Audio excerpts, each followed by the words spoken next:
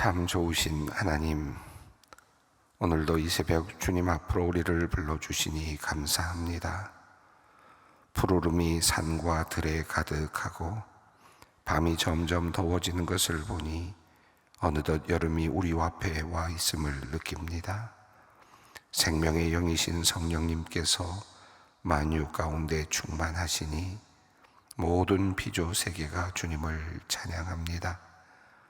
우리와 늘 함께 하시며 때로는 바람처럼, 때로는 불처럼, 때로는 단비처럼 역사하시는 성령님, 오늘도 풍성한 은혜와 능력으로 우리를 충만하게 하시고 이 하루를 주님께서 주시는 평안과 기쁨으로 살게 하여 주시옵소서. 우리를 향하신 하나님의 뜻은 우리의 거룩함이라 말씀하신 그 음성을 기억합니다. 주님, 우리가 세상의 풍습과 헛된 것에 우리의 소망을 두지 않게 하여 주시옵소서. 더 가지고 더 높아지고 더 많아지는 것을 추앙하는 세상 속에서 우리는 주님의 거룩하심을 닮아 더 내려놓고 더 낮아지고 더 비워내는 삶을 살게 하여 주시옵소서. 죄가 우리를 원하고 사탄이 우는 사자처럼 우리를 삼키려 하나 도리어 우리는 죄를 다스리고 예수 그리스도 보혈의 능력 의지하여 사탄의 모든 유혹과 시험을 넉넉히 이기게 하여 주시옵소서. 주님과 함께 시작하는 오늘이기에 우리에게는 희망이 있습니다. 우리에게는 가치가 있습니다. 보람이 있습니다. 오늘도 주님의 마음 가지고 살기를 원합니다. 주님께서 원하시는 그 일을 우리가 할 수 있기를, 주님께서 이끄시는 그 길을 우리가 함께 걸어갈 수 있기를 원합니다. 주님께서 기뻐하시는 일을 우리가 해나갈 수 있도록 주님, 우리를 꼭 붙잡아 주시옵소서.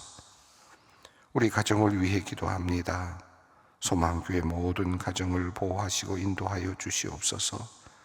삶의 자리가 무너지고 가족 간의 대화가 끊어져 고립된 가족이 있다면 주님께서 회복의 은혜를 허락하여 주시고, 냉랭한 마음으로 고통받고 있다면 그들의 마음에 성령의 따뜻한 숨결을 불어넣어 주시옵소서.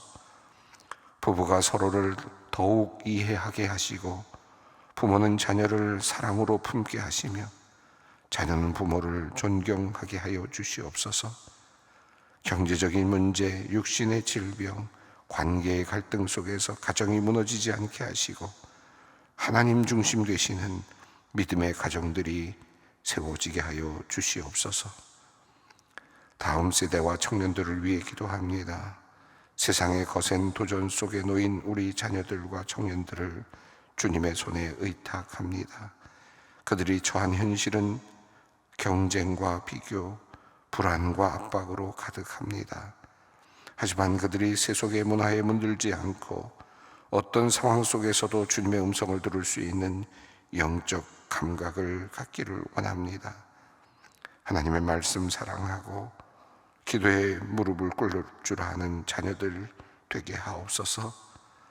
하나님께서 자신에게 주신 시대의 소명을 깨닫고 세상 속에서 소금과 빛으로 당당하게 살아가게 하여 주시옵소서. 진로를 두고 고민하는 이들에게 분별력을 주시옵소서. 공부하는 이들에게 지혜와 총명을 부어 주시옵소서. 무엇보다도 어떤 상황 속에서도 자신이 하나님의 사랑받는 자녀임을 확신케 하여 주시옵소서. 이 시간 우리 소망의 성도들 위하여 기도합니다. 우리 성도님 중에 깊은 불안과 정신적인 문제로 고통받는 분들이 많이 있습니다. 근심과 걱정, 그것으로 늘 고생하는 사람들, 극심한 외로움과 불안에 갇혀 있는 성도들이 있습니다. 주님, 이들을 불쌍히 여겨 주시옵소서. 이들의 굳게 닫힌 마음의 문, 주님께서 친히 찾아와 문을 두드려 주시옵소서. 그리하여 주님께서 주시는 참 평안을 얻게 하여 주시옵소서. 그들이 꼭 필요한 의료적인 치료를 받을 수 있도록 기회를 만들어 주시고 주님께서 내려주시는 새 힘을 얻고 다시 일어서게 하여 주시옵소서. 아버지 하나님, 우리 주위에는 어려운 이웃들도 참 많이 있습니다. 이들을 위하여 기도합니다. 가난한 사람, 병으로 고통당하는 사람들, 폭력이나 폭행으로 몸과 마음에 큰 상처를 입은 사람들, 사악한 인간들로부터 피해를 보아 고통 속에 있는 사람들, 이유 없는 차별을 받아 억울한 사람들, 갇힌 사람들, 사람들로부터 비난을 받아 마음이 약해진 사람들, 하나님, 어려움에 부닥친 모든 이에게 또한 하늘의 위로를 내려주시고 주님의 평안과 평화를 선물로 내려주시옵소서. 사랑과 자비 하나님, 지금 이 순간에도 몸의 질병으로 고통받고 있는 하나님의 자녀들을 불쌍히 여겨 주시옵소서. 암 투병 중인 분들이 많이 있습니다. 한 분 한 분 우리 성도님들 어떤 단계에 있든지 주님 살펴주시옵소서. 가장 좋은 약을 허락해 주시고 좋은 의료진을 통해 적절한 치료와 수술이 이어지게 하여 주시옵소서. 하나님의 손길이 늘 함께 하셔서 정말 하나님께서 내려주시는 평안 가운데 하루에도 몇 번씩 오락가락하는 그 마음, 주님 그 안에 평안을 내려주시고 믿음을 굳게 하여 주시옵소서. 파킨슨, 알츠하이머 병이 진행되어 점차 몸이 약해지고 있는 성도님들이 또한 많이 있습니다. 하나님, 속히 치료제가 나왔으면 좋겠습니다. 빨리 의학적인 해결책이 나와 희망을 얻게 하여 주시옵소서. 이 시간 병으로 고생하는 모든 환자들의 마음을 주님께서 위로하시고 잘 견딜 수 있도록 담대함과 믿음을 주시옵소서. 하나님, 또한 주님께서 더 이상 병이 진전되지 않도록 막아주시고 그들의 건강을 지켜주시옵소서.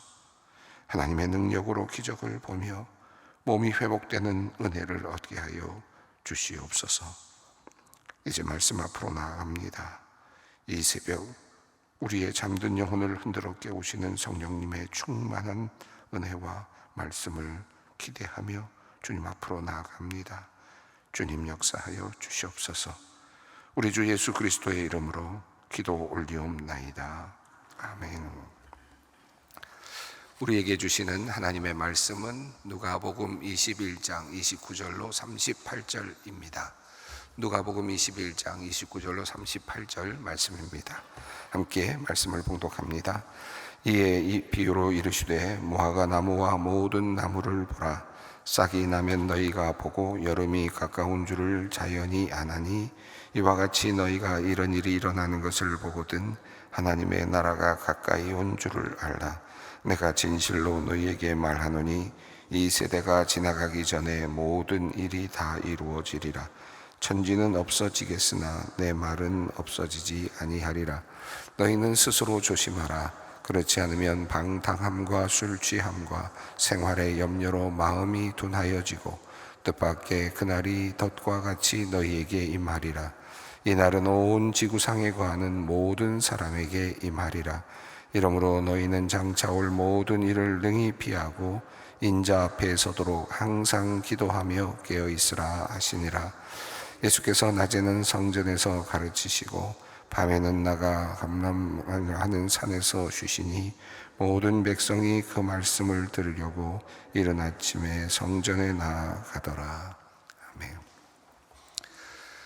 예루살렘의 멸망이라고 하는 그 역사적인 사건, 앞으로 일어날 예수님의 말씀하시는 그 관점에서 본다면 앞으로 일어날 예루살렘의 멸망의 사건, 이것을 예수님께서 아주 자세히 말씀을 해주셨고, 그리고 또 그것과 연결해서 예수님께서는 이 세상의 종말, 예수 그리스도께서 이제 구름을 타고 내려오실 그 마지막 날에 대한 그 모습을 함께 연결해서 우리에게 제자들에게 말씀을 해주셨습니다. 예수님께서 이제 순환을 당하시기 전에 예루살렘에 올라가셔서 많은 사람들에게 성경을 가르치시고 말씀을 가르치실 때 하셨던 말씀들 중에 바로 이 말씀들이 함께 있었다라는 것을 알 수 있습니다. 예수님께서는 이제 마지막 날, 예루살렘의 마지막 날과 그리고 이 세상의 마지막 날에 대한 말씀을 하셨습니다. 이 말씀을 이제 마지막으로 이제 비유로 이제 마지막으로 끝을 맺으시는데요. 오늘 본문 말씀이 이제 그 내용입니다. 이미 예수님께서는 모든 중요한 말씀들을 다 하셨고 이제 이 말씀을 다시 한번 종합하시면서 비유로 정리하시고 또 결론을 맺습니다. 29절 말씀을 읽겠습니다. 이에 비유로 이르시되 무화과 나무와 모든 나무를 보라.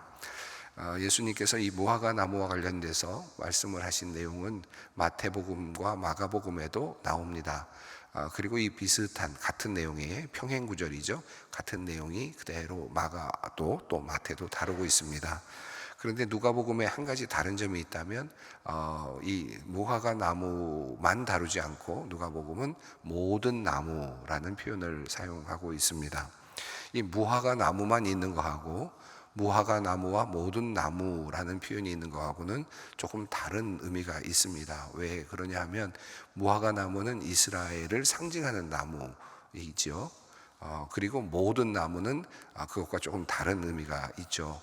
그래서 마태와 마가에서는 무화과 나무의 비유를 통해서 이스라엘, 예루살렘의 멸망 또는 예루살렘의 역사 이런 부분들을 다룬다고 말할 수 있겠고, 지금 누가복음에서는 예루살렘의 역사 그리고 이스라엘의 멸망이라고 하는 큰 주제와 더불어서 이 무화과 나무라는 의미가 그런 의미를 함축하고 있기 때문에 무화과 나무라는 말만 있으면 이것은 예루살렘의 멸망으로만 이렇게 한정이 되는데 모든 나무라는 표현을 통해서 누가복음은 그 의미를 조금 더 확장시키고 있습니다. 그러니까 무슨 말씀이냐 하면 지금 예수님께서는 예루살렘의 멸망이라고 하는 특별한 한 사건, 그리고 그 사건에서 유비되고 그 사건으로부터 유추되는 마지막 날의 종말 사건, 이것을 비교하셨잖아요. 그리고 이것이 같은 맥락 안에 있고 현상도 똑같다, 사실 그 의미를 이야기해 주셨습니다. 그러니까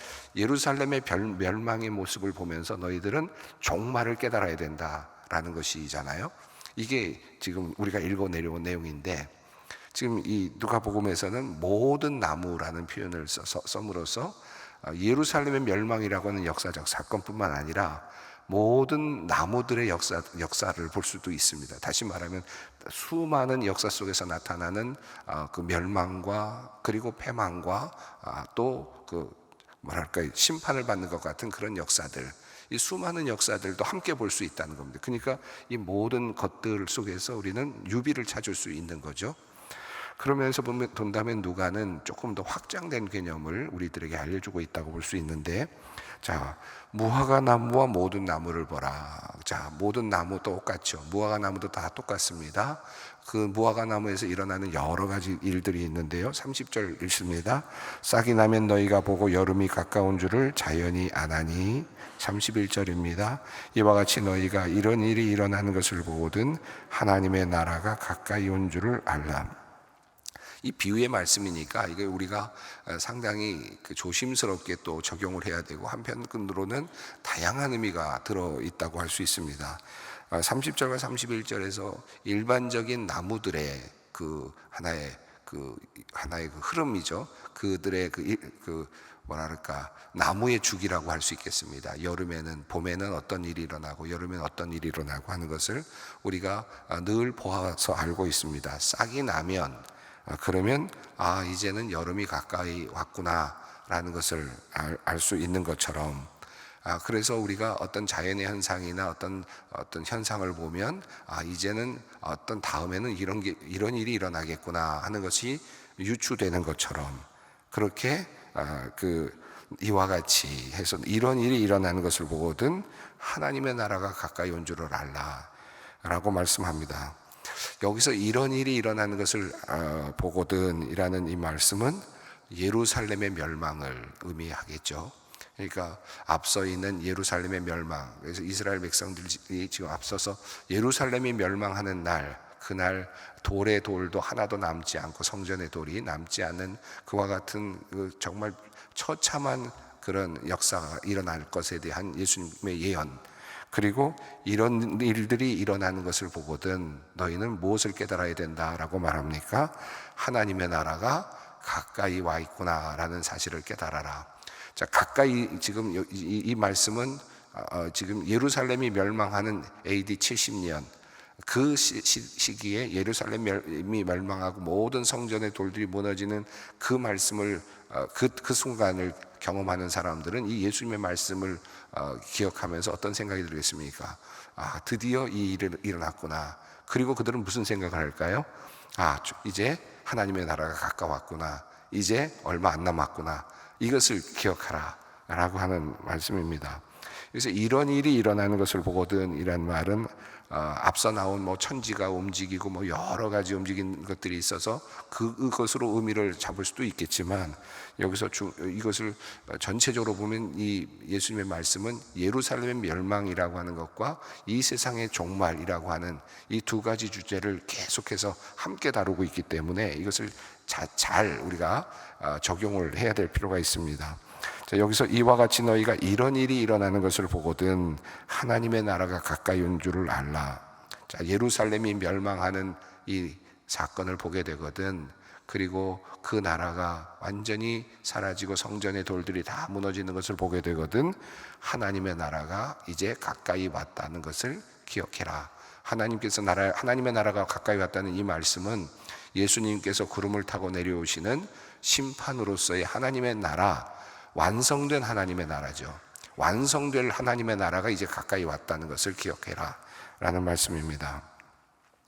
여기서 앞서 말씀드렸습니다만 무화과 나무와 모든 나무를 보라 라고 말씀하셨으니까 그 이후에 또 이런 일이 일어나는 것을 보거든 이라는 말을 적용을 하면 수없이 일어나고 있는 전쟁과 그리고 패망의 이런 역사들, 그리고 이 역사가 계속해서 똑같이 흘러가지 않습니까? 예루살렘이 멸망했던 것처럼 그렇게 한 나라가 멸망하고 모든 것들이 부서지고 돌에 돌이 남지 않고 부서져 나가는 이런 일들을 너희가 보게 되거든 하나님의 나라가 가까이 온 줄을 알라라는 또 다른 이중적인 의미도 함께 있습니다.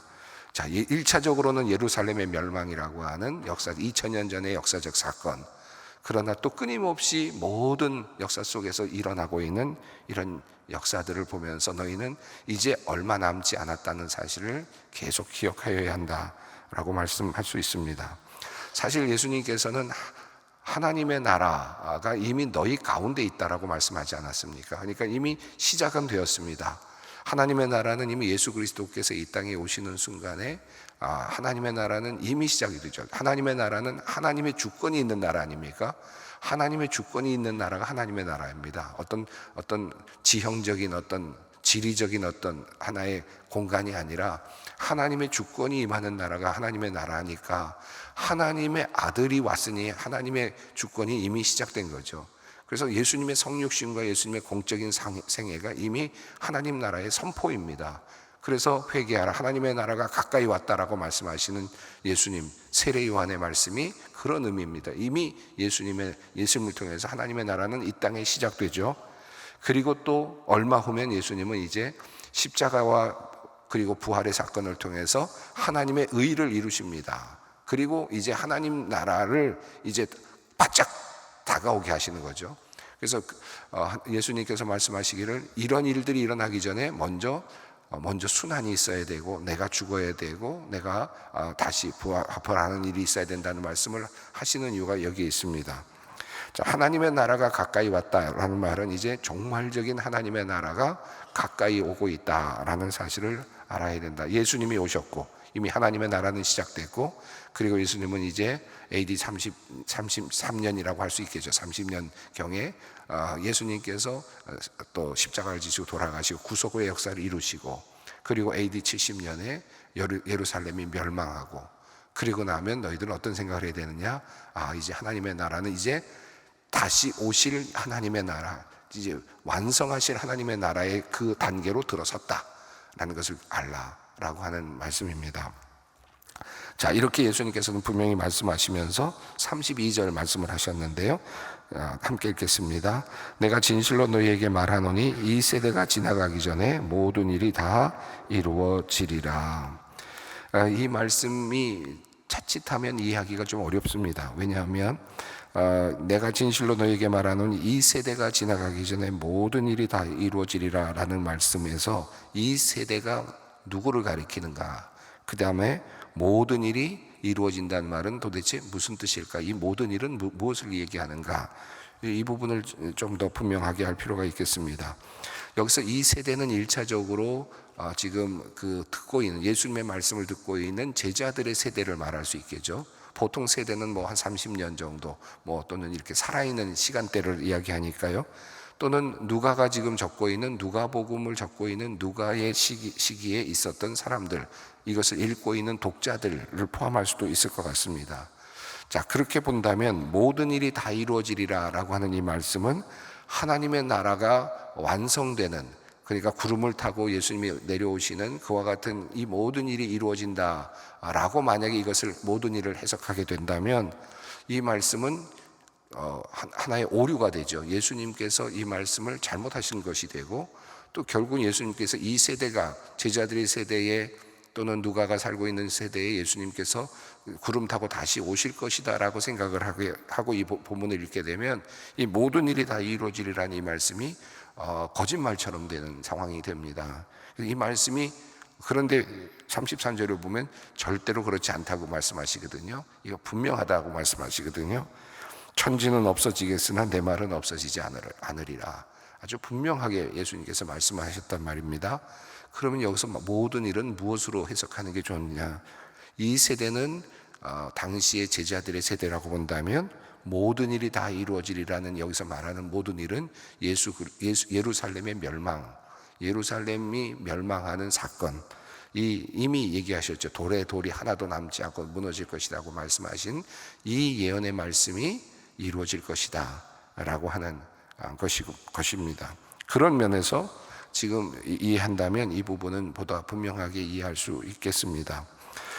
이 부분을 만약에 모든 일이 이루어지는 것을 예수님께서 강림하시는 마지막 날로 이해를 하려면 이 세대라는 표현을 어떻게 이해해야 될지를 조금 더 다시 보아야 됩니다. 그럴 경우에 해석하는 분들의 경우에는 인류의 모든 세대, 다시 말하면 30년이라고 하는 이런 사람이 살아가고 있는 세대, 한 사람의 일생의 세대가 아니라 인류라고 하는 세대라고 하는 것으로 이해를 하고 모든 일은 이제 종말적인 사건으로 이해할 수 있겠습니다만은, 제가 보기에는 이 32절은 그보다는 지금 제자들이 듣고 있는 제자들에게 너희가 죽기 전에, 너희 세대가 다 마무리되기 전에 예루살렘은 멸망한다 라는 의미로 그렇게 받아들이는 것이 더 좋겠습니다.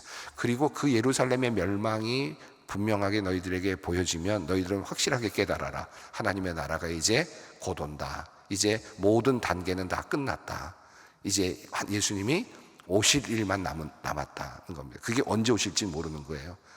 그러나 그날은 이제 그 단계는 모두 다 지났고 이제는 강림하실 예수님의 오심, 이것만 남았다. 이것을 꼭 기억하라는 뜻입니다. 그리고 이 말씀을 아주 인을 치세요. 예수님께서 확실하게 도장까지 찍습니다. 33절 아닙니까? 다시 읽습니다. 천지는 없어지겠으나 내 말은 없어지지 아니하리라. 이 말은, 예수님의 이 말씀은 온 우주보다도 더 오래 지속될 말씀이다 라는 뜻입니다. 이 모든 세상이 없어지고 전쟁이 나고 나라가 사라지고 수 없는 일들이 일어나고, 심지어는 예루살렘이라고 하는 것이 없어지고, 그리고 예루살렘에서 성전에서 성경 말씀이 읽혀지었는데 그 모든 것들, 그 장소까지도 다 사라진다고 할지라도 그래도 이 말은 남는다. 예수님께서 말씀하시는 거죠. 이 말씀은 절대로 변함이 없다. 확실하다. 글쎄요, 이런 말을 한 사람이 몇 명이나 있을까? 이 역사 속에서, 인간의 역사 속에서. 물론 약간 정신적인 문제가 있는 사람이 혹시 그런 말을 할지 모르지만, 또는 의도를 가지고 사기꾼들이 이런 말을 혹시 할지는 모르지만, 진실된 어떤 마음으로 또 확실하게 말할 수 있는 이런 분이 몇 명이나 되겠습니까? 아니, 한 명도 없을 것 같습니다. 그런데 예수님께서는 이 말씀을 하시거든요. 내 말은 없어지지 않는다. 이 말이 대단한 말입니다. 사실 저는 이 말 하나 붙잡고, 이 말씀 하나 붙잡고 예수님의 말씀들을 그냥 붙잡으면 우리는 정말 이 세상을 살아가는 키를 준 것이다 예수님께서 하셨던 그 말씀, 주옥 같은 말씀 중에 한 말씀이라도 붙잡고 이 말은 천지가 없어져도 없어지지 않는다라는 믿음으로 살아갈 수 있다면 우리는 우리들의 인생 속에서 정말 의미 있는 인생을 살 수 있을 것이다 라는 그런 마음을 갖습니다. 예수님께서 하신 말씀은 그런 의미에서 주옥과도 같은 말씀인데 좋은 말씀이 아니라, 우리의 감동을 주는 말씀이 아니라 참입니다. 이루어질 말씀이다, 참이다 라는 뜻입니다. 이루어질 수 있는 말씀, 우리에게 감동을 주는 말씀도 있지만 감동을 주는 말씀보다 더 중요한 것은 이루어져야 될 거 아닙니까? 그것이 돼야 될 거 아닙니까? 내가 너에게 얼마를 주마, 감동적인 말을 할 수 있는데 나중에 그걸 안 주면 그러면 그건 감동적인, 잠깐은 감동적이지만 실제는 아니잖아요. 예수님께서 하신 말씀은 지금 확실하다는 겁니다. 확실하다는 의미가 너무 큽니다. 우리가 예수님의 말씀을 꼭 그런 의미로 받아들였으면 좋겠습니다.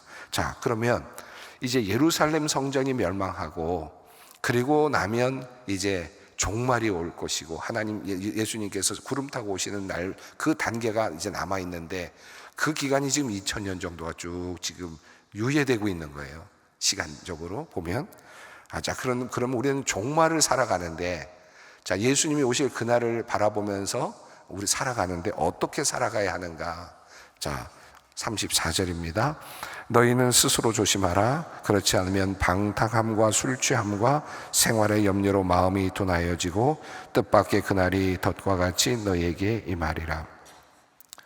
예수님께서는 이제 종말의 때, 또 더 나아가서 예루살렘의 예루살렘이 멸망하고 이제 종말의 때를 살아가는 그 중간기의 사람들에게 뭐라고 말씀하시면, 종말을 기다리는 사람들이 어떻게 종말을 기다려야 되느냐. 근데 여기 보면 미래에 대한 내용이 없고요, 다 현실적인 내용들만 있습니다. 너희는 스스로 조심하는데 현실에서 방탕하지 말고 술 취하지 말고, 그리고 현실을 살아가면서 염려하지 말고, 이게 예수님께서 하시는 말씀입니다. 자, 종말을 살아가는 사람들에게 주시는 종말적 신앙은 그 마지막 날만을 기다리고 뭐 하는 그런 의미가 아니라 현실에 충실해야 되는 말씀이죠. 그런데 두 가지로 말씀하셨습니다. 방탕함과 술 취함, 이것은 욕망, 탐욕으로부터 나오는 것입니다. 욕망과 탐욕으로부터 나오는 것입니다. 또 생활의 염려는 걱정과 염려, 이런 것들은 마음이 약해지는 것으로부터 나오는 이 두 가지의 모습들을 말씀하시면서 탐욕을 속에 살거나 또는 마음이 약해져서 낭망하거나 염려하거나 걱정하면서 살아가서는 안 된다 라고 말씀하시면서 그날이 올 때까지 살아야 되는 하나의 삶의 모습을 보여주십니다. 35절 36절 읽습니다. 이 날은 온 지구상에 거하는 모든 사람에게 이 말이라. 이러므로 너희는 장차 올 모든 일을 능히 피하고 인자 앞에 서도록 항상 기도하며 깨어있으라 하시니라. 이 모든 일은 온 지구상에 거하는 모든 사람에게 임할 것이다. 세상의 종말에 대한 말씀이죠. 자, 그러므로 주님께서 말씀하십니다. 항상 기도하고 깨어있으라. 항상 기도하고 깨어있으라. 방탕함과 술 취함을 피하고 또 염려로 마음이 둔하여져서는 안 된다. 이것이 종말을 살아가는 사람에게 주시는, 우리들에게 주시는 주님의 말씀입니다. 이 말은 주님께서 우리에게 주시는 매우 중요한 권면의 말씀입니다. 자, 어떻게 우리의 종말을 준비할 것인가, 우리의 미래를 준비할 것인가, 세상의 종말을 우리가 어떻게 대비할 것인가. 방탕하지 마라, 술 취하지 마라, 그리고 염려로 마음이 둔하여지지 마라. 주님 말씀 붙잡고 기도하고 그리고 깨어있으라 라는 말씀, 오늘 우리에게 주시는 말씀으로 또 받으며 또 기도의 자리를 함께 나가겠습니다. 하늘에 계신 우리 아버지, 아버지의 이름을 거룩하게 하시며 아버지의 나라가 오게 하시며 아버지의 뜻이 하늘에서와 같이 땅에서도 이루어지게 하소서. 오늘 우리에게 일용할 양식을 주시고 우리가 우리에게 잘못한 사람을 용서하여 준 것 같이 우리 죄를 용서하여 주시고 우리를 시험에 빠지지 않게 하시고 악에서 구하소서. 나라와 권능과 영광이 영원히 아버지의 것입니다. 아멘.